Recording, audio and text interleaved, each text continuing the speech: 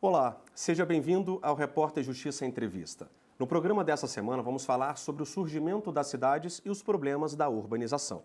Carros, motos, congestionamentos. Com o crescimento acelerado das cidades, o tempo que o brasileiro perde no trânsito, Léo, é de 32 dias por ano, segundo uma pesquisa divulgada por uma empresa de tecnologia para a mobilidade urbana. Pois é, Renata, mais de um mês no trânsito, muita coisa, né? Esse dado mostra que a mobilidade urbana é um desafio, porque tem a ver com a nossa qualidade de vida. Outro problema antigo, em decorrência do crescimento das cidades e que faz parte da rotina de muitos brasileiros, é a falta de saneamento básico. Cerca de 35 milhões de brasileiros vivem sem água tratada e praticamente metade da população não tem acesso à rede de esgoto. No Repórter Justiça de hoje vamos falar sobre todos esses problemas, mas antes vamos para o nosso quadro Como Começou.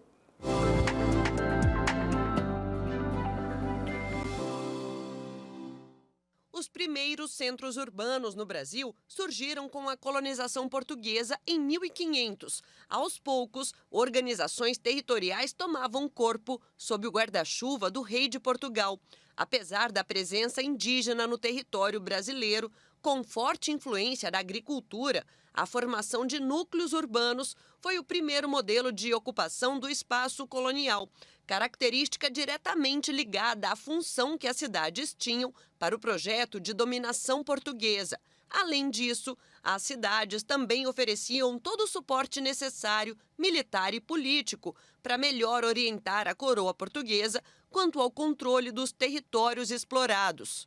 No século XVIII, o espaço colonial brasileiro já contava com algumas cidades detentoras de um grande número de habitantes. No fim desse período, Salvador e Rio de Janeiro abrigavam populações superiores a 40 mil habitantes. Aliás, foi nas regiões litorâneas que nasceram os primeiros núcleos de ocupação urbana, já que essas regiões facilitavam a exportação de produtos e riquezas. Em 1822, o Brasil deixou de ser uma colônia de Portugal. As primeiras cidades que surgiram foram São Vicente, Rio de Janeiro e Salvador. Atualmente, com a população do país acima dos 214 milhões, tornar a mobilidade urbana eficiente e de qualidade é um grande desafio para as cidades brasileiras. E aqui no estúdio com a gente, Frederico Flósculo, doutor em Psicologia do Desenvolvimento Humano e professor de Arquitetura e Urbanismo da Universidade de Brasília. Também conosco o Fernando Borges de Moraes, vice-presidente da Comissão de Transporte e Mobilidade Urbana da OAB Nacional. Muito obrigado pela presença dos senhores aqui no estúdio da TV Justiça. Doutor Frederico, acredito que seja uma percepção comum entre os brasileiros, norte a sul do país, de que as cidades estão crescendo. Aliás, é um fato, né? Mas de que forma que esse crescimento acelerado tem impactado a mobilidade urbana? Quando chegamos hoje e nas ruas de São Paulo, do Rio, de Belo Horizonte, nos mobilizamos, fazemos parte do mesmo movimento de exploração da cidade, de exploração do território e de trabalho da população. Então, a vocação do Brasil continua a ser e será, por muitas décadas, por muito tempo, crescer e urbanizar. E somos uma das nações do mundo, dentre as mais urbanizadas. Já superamos o patamar dos 80% de população que mora dentro de cidades. Então, isso aí é o nosso signo e é o nosso destino. Doutor Frederico, com esse crescimento acelerado, o transporte público fica prejudicado, né? E aí eu te pergunto, doutor Fernando, como tornar esse transporte mais eficiente? Olha, o transporte público, ele não se resume à parte visível dele para a população, que é o ônibus. O transporte público, ele se insere num contexto que hoje a norma mais recente, que é a Política Nacional de Mobilidade Urbana, Lei 12.587, ele chama de Sistema de Mobilidade Urbana. E aí a importância, doutor, de nós termos um planejamento urbanístico que viabilize um transporte acessível para a população. A empresa transportadora, que em regra é uma concessionária de serviço público, ela é a última a entrar, ou deveria ser a última a entrar. depois que toda a infraestrutura de mobilidade urbana estivesse já pronta para ela, que é, na verdade, pronta para o cidadão, né? Mas nós não vemos isso, infelizmente, né? Por questões de expansão desordenada de núcleos urbanos, né? O transporte fica extremamente prejudicado à medida que ele é obrigado a atender uma população que está alocada em locais de difícil acesso, sem pavimentação, com pavimentação irregular. Enfim, são muitas mazelas. E aí, naturalmente, né, a população acaba, muitas vezes, se revoltando contra o operador, contra o ônibus que está ali com seus problemas de fato, porque fura pneu, porque tem buraco, né? Não consegue trafegar em alguns locais quando chove, alaga, né? Que são problemas que o ônibus paga a conta, mas que, na verdade, são problemas de falta de planejamento e infraestrutura. Sem falar do trânsito, né? Que é justamente o que eu vou perguntar agora, doutor Frederico. No começo do programa, na abertura, nós mostramos um dado, uma pesquisa que revelou que o brasileiro passa mais de 30 dias por ano parado no trânsito. De que forma que isso afeta a saúde da população? Você ter um mês da cidadania presa no trânsito é extraordinário, ou seja, isso atrasa tudo em um mês. A economia urbana atrasa em um mês, a economia nacional atrasa em um mês, e o pior é o seguinte, você pensa em um mês de motoristas no trânsito, eu penso em um ano da vizinhança desses grandes corredores de transporte vivendo dentro do trânsito, porque o trânsito afeta a cidade o tempo todo. O trânsito se tornou um problema ambiental seríssimo pela toxidez, pela poluição, pelo impacto que faz na vida de comunidades que, pelas grandes artérias, pelas soluções radicais de tentativa de resolver a mobilidade, dividem, esquartejam a cidade nesses corredores. Então você começa a ter um problema em cima de outro, sem o diagnóstico desses problemas. Todo plano de mobilidade que eu conheço é mal diagnosticado. Então, nós temos que ter essa visão do que acontece nas cidades, da qualidade de vida da população e o que acontece com cada núcleo de cidadania, que se chama família, mas também escola, mas também creche. Aonde vivemos são os nossos núcleos de cidadania. E devemos diagnosticar as coordenadas do cidadão e da cidadania na grande questão urbana. Esse diagnóstico, essas coordenadas são de qualidade de vida. Isso não é feito, porque quando você tem um plano diretor de transportes, você tem que saber exatamente como cada modificação altera o percurso, a vida, a oportunidade de trabalho e a economia urbana para cada uma dessas coordenadas. Isso se chama planejamento urbano integrado. Doutor Frederico, mobilidade urbana não é só falar de transporte público, carros e motos. Outros fatores estão relacionados, como segurança, sustentabilidade e acessibilidade. Nós vamos conhecer agora a história da Telva, moradora de Ceilândia, no Distrito Federal. Ela teve paralisia infantil e se locomove com cadeiras de rodas. Para sair de casa é sempre tarefa difícil. Vamos acompanhar. Subidas, buracos, quebra-molas, asfalto ruim. E não para por aí. A faixa pedestre é aqui. Falta rebaixamento do meio-fio para que eu possa subir e do outro lado também não tem nenhum acesso. E repare que os carros passam bem perto dela. Já que não consegue atravessar pela faixa de pedestres, Telva se arrisca. Em todo local que eu vou sempre tem essa dificuldade. Até eu tenho que sair até mais cedo para poder chegar com antecedência, né, no local, porque às vezes o ônibus não para, as barreiras atitudinais não tem, tudo isso dificulta a minha vida. Ah, a parte do ônibus é outra novela. E não é porque demora a passar por aqui, não. Ela faz o sinal. E para subir, mais dificuldade. Hoje até que funcionou, até deu um probleminha, quase não funcionava. Mas sempre não funciona. O grande problema está na empresa que não faz a vistoria, que não fiscaliza e tudo. Eu já até caí do ônibus. Já caí, tive um acidente, fiquei com a perna engessada, porque ainda, graças a Deus, não foi uma altura muito elevada. Foi uma altura bem baixa.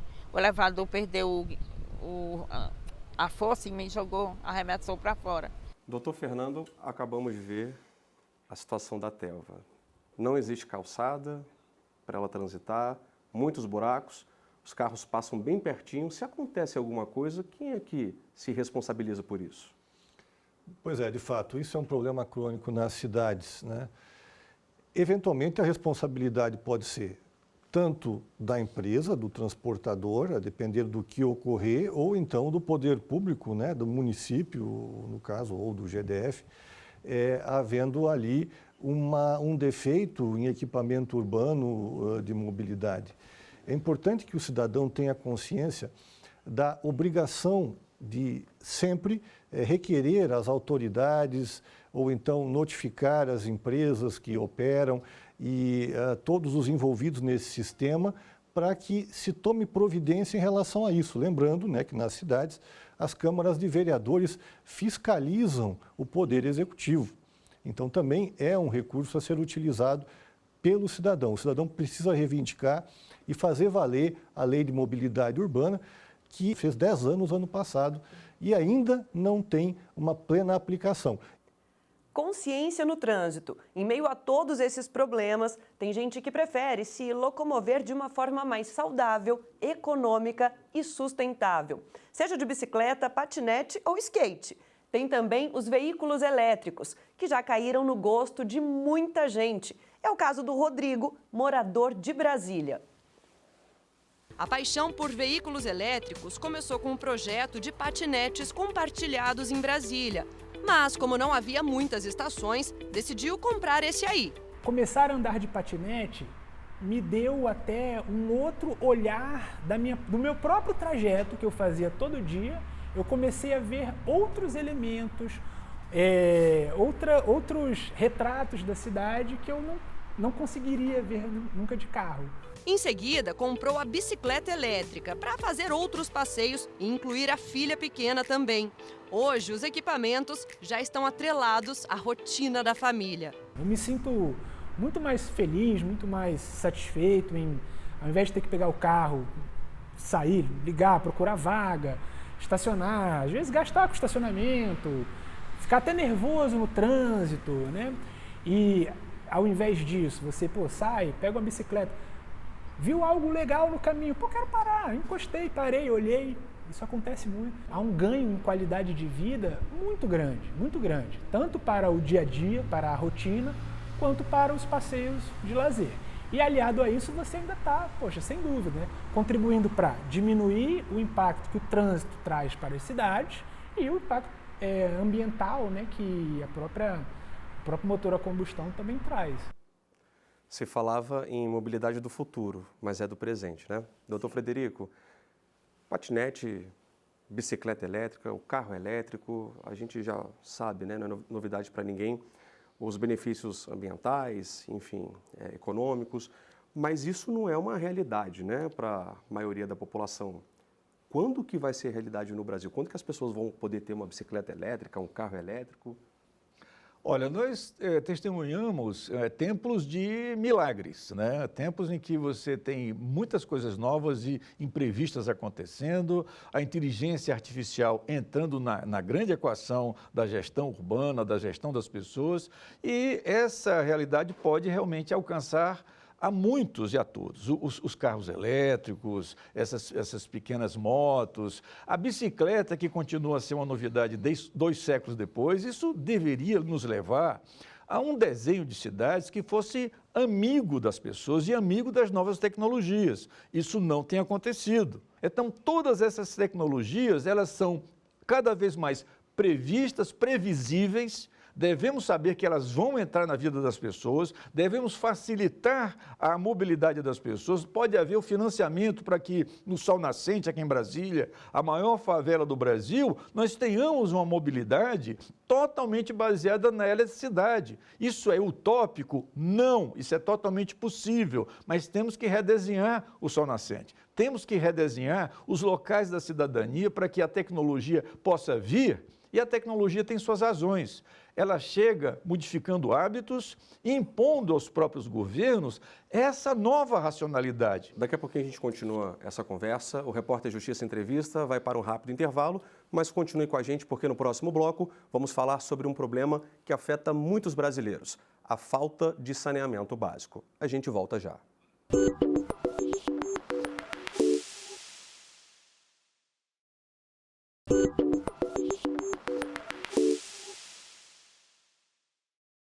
Estamos de volta. O Repórter Justiça, entrevista desta semana, fala sobre os desafios que as cidades enfrentam com o crescimento urbano. Saneamento básico é um problema sanitário que muita gente enfrenta. Dados do Instituto Trata Brasil mostram que quase 35 milhões de pessoas vivem sem água tratada e cerca de 100 milhões não têm acesso à coleta de esgoto. Outro número chama atenção, viu, Renata? É da Organização Mundial da Saúde. Cerca de 15 mil pessoas morrem no Brasil por ano por falta de saneamento. A 15 quilômetros da área central de Brasília, na cidade estrutural, muita gente enfrenta esse problema. Nossa reportagem acompanhou de perto o trabalho social de uma mulher mais conhecida como Tatá, responsável por uma creche na região. Essa dor de cabeça não é de hoje. A creche abriga quase 100 crianças e Tatá se vira como pode. Minha filha, a gente bota o menino lá para os quartos, sobe o menino em cima das camas, leva o menino para cima das mesas. É assim que nós fazemos quando enche água aqui. Enquanto estamos levantando o menino, outras estão limpando, jogando água para fora para ver se não dá de continuar molhando até onde der. É assim que nós passamos a semana todinha quando chove muito. Toda semana nós temos que ter esse trabalho aqui. Porque a água entra sem dói dentro da creche. Sobra a água da chuva, mas falta água limpa para o uso do dia a dia. A água para usar mesmo aqui, tem dia que tem a torneirinha bem aqui, tem dia que tem água, tem dia que não tem, que é a torneira que tantos e tantos daqui da comunidade vêm pegar nessa torneirinha aqui, porque a única torneira que tem água é ela. E aí não tem jeito. Vira e mexe, aparece criança doente. Agora, essa semana mesmo, nós estávamos com dois cheios de caroço, muito caroço de trás das orelhas, no pescoço. A gente faz uns cálculos que seja muriçoca, né? Na verdade, a gente fala que é muriçoca, né? Porque não temos mesmo, até porque não temos ideia do que seja, do que começou, né? A gente prefere dizer que é de muriçoca. Mas vai se saber o porquê, né? Que situação, hein, doutor Frederico? Nós temos outro dado que chama atenção. Cerca de 350 mil pessoas são internadas no Brasil por causa de doenças relacionadas à falta de saneamento. Como é que a gente pode lidar com isso, doutor? Olha, nós devemos conectar pelo menos duas grandes políticas que não estão conectadas nessa conversa. A questão do saneamento e a questão da saúde. Né? De um certo modo, eu não quero onerar o SUS, mas tudo isso vai acabar no SUS. E não é admissível que o Brasil seja um país sem saneamento. O Brasil que é o país das águas. O Brasil que teve sua capital escolhida para ser alocada num berçário de águas. Então, é injustificável isso e que pior, boa parte dos brasileiros seja praticamente obrigada a morar ou a subhabitar em regiões de risco sanitário e que a própria subhabitação alimente e piore o problema das águas. Então, nós temos um problema de saúde pública seríssimo associado ao urbanismo. O urbanismo acaba gerando, pela má gestão urbana, essa questão. E nós ainda temos uma outra coisa ainda mais preocupante, a aceleração das mortes.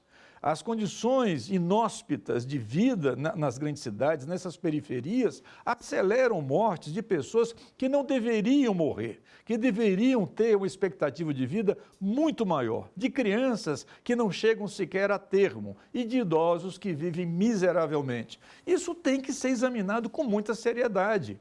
Doutor Fernando, com esse número tão alto de internações, são 350 mil internações por ano por falta de saneamento básico. Não seria mais fácil para o Estado, mais barato para o Estado garantir um saneamento básico de qualidade do que ter que acolher tantas pessoas internadas dentro de hospitais? Sem dúvida, para o Estado em parceria com a iniciativa privada.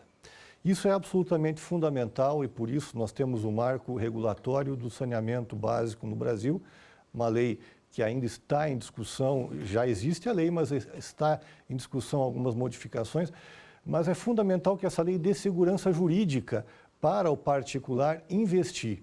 Eu vou dar um exemplo para vocês que é muito interessante.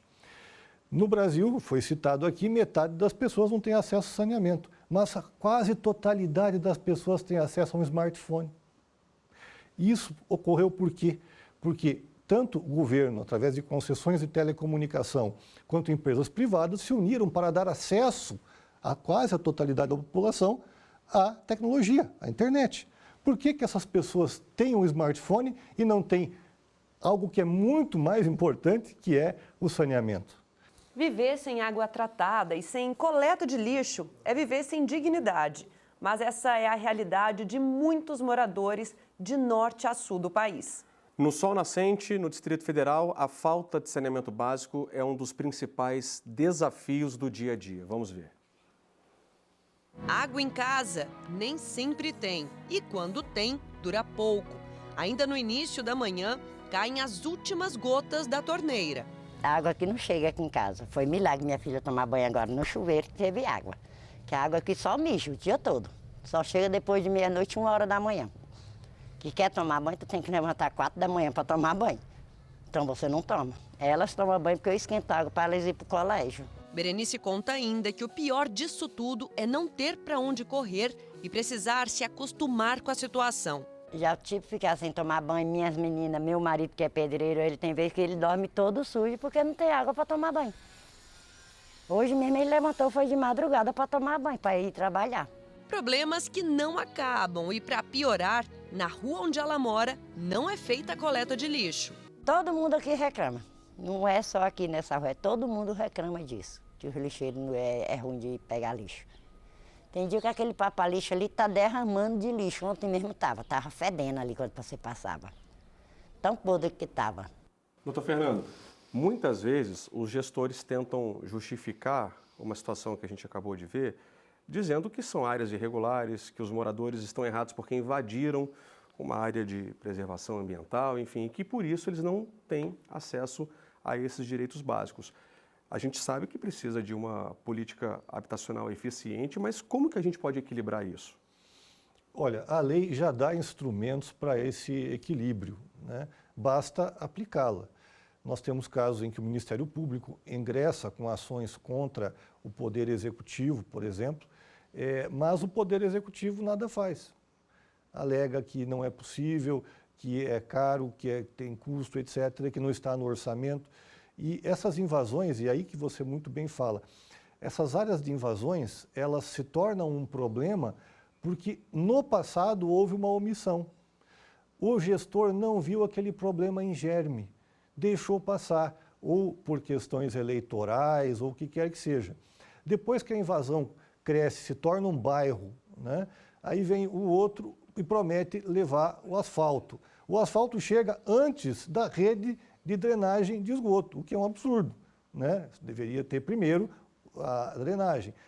E aí começam os problemas. Se for instalar a rede de esgoto, já vai ter que quebrar o asfalto que foi feito, porque não foi feito o planejamento correto. Ou seja, a gênese disso tudo está na falta de respeito ao planejamento urbanístico que deve ocorrer e toda a cidade tem que ter seu plano diretor.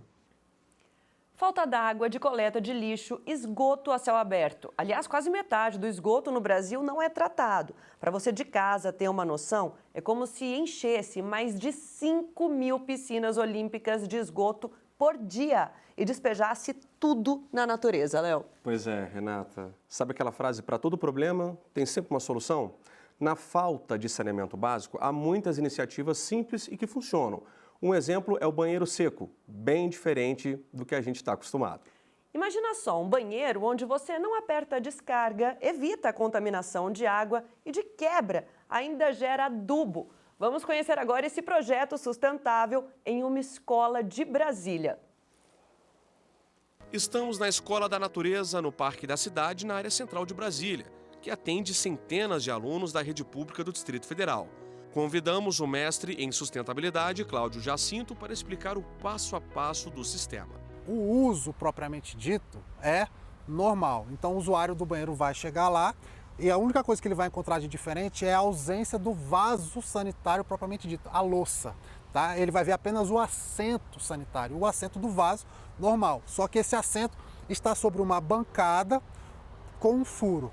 E aqui tem todo um processo construtivo do que acontece por baixo dessa bancada. É onde está o segredo. De fora não dá para ver, mas dentro desse compartimento tem fezes, urina e material de cobertura, como a serragem, para fazer a compostagem. Um processo natural de degradação da matéria orgânica que vai se transformar em adubo. As bactérias, decompondo esse material, elevam a temperatura desse próprio material. Por que isso é importante? Porque a temperatura desse material pode chegar a 80 graus Celsius. Então, com isso, garante a sanidade do processo. Se tiver ali um ovo de lombriga, vai queimar ali dentro. Se tiver bactérias patogênicas para o ser humano, vai queimar ali dentro. Então, isso garante para a gente a usabilidade desse adubo que sai pronto daqui. 6 meses depois, o adubo está pronto para ser usado na horta da escola, que se tornou um centro de referência em educação ambiental. A gente já retira isso com a mão e já sai com cheiro de adubo, aquele cheiro de humus, de minhoca, que na minha opinião é um dos melhores cheiros da natureza. Doutor Fernando, a gente viu aí essa iniciativa, né? Sustentável, bacana, funciona. Na falta de políticas públicas, a própria população acaba se virando, mas a nível Brasil, não funcionaria, né? É difícil que isso se estenda à massa de toda a população, evidentemente, né? Mas é louvável que o cidadão busque soluções, as comunidades busquem soluções, se unam em associações. No Brasil há um problema crônico que é o cidadão, muitas vezes, esperar muito só dos políticos, só das autoridades. Não precisa, nem sempre, né? É possível que o cidadão se una, forme associações. Essas associações é uma forma de trabalhar de forma cooperativa, buscando soluções para aquela comunidade. Isso é perfeitamente lícito, há formas jurídicas de se estruturar isso, inclusive captar recursos para esses investimentos em nível local. Doutor Frederico, e o senhor está de acordo? Falar de banheiro seco parece uma aberração. Meu Deus, que coisa é essa? Que coisa estranha, de bicho grilo, de hippie selvagem. Não! Isso aconteceu em todas as civilizações, isso é válido, até mesmo nas cidades mais compactas. Até mesmo quando você tem muita aglomeração de casas e tudo mais, isso é válido. Só que, como disse muito bem o técnico, gera calor, tem várias intercorrências físico-químicas, biológicas, que devem ser trabalhadas. Ou seja, doutor, vai além de uma iniciativa sustentável, é um resgate da própria história da humanidade, né? Renata, nosso tempo terminou? Infelizmente terminou, mas eu quero agradecer a presença de vocês, doutor Fernando e doutor Frederico, por estarem aqui com a gente. Foi ótimo, muito obrigada. Eu também agradeço. Você já sabe, né? Na semana que vem a gente tem um novo encontro. Obrigado pela sua audiência. Até mais. É isso aí, tchau, tchau.